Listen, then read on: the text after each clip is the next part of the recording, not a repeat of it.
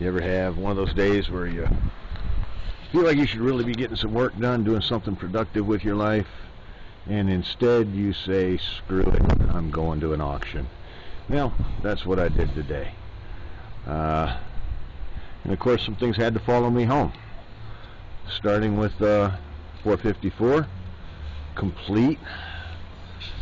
Got the starter, got the fan, got some headers, everything but the carburetor.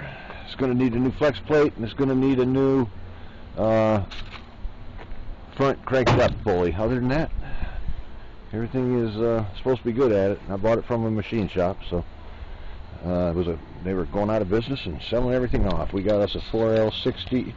It's also reported to be good. Picked up a camshaft bearing puller and installer. Got us a valve spring compressor, transmission jack.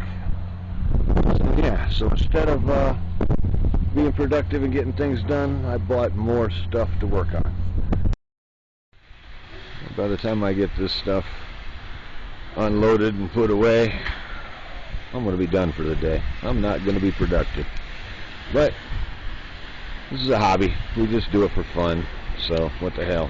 And today, going to an auction was fun.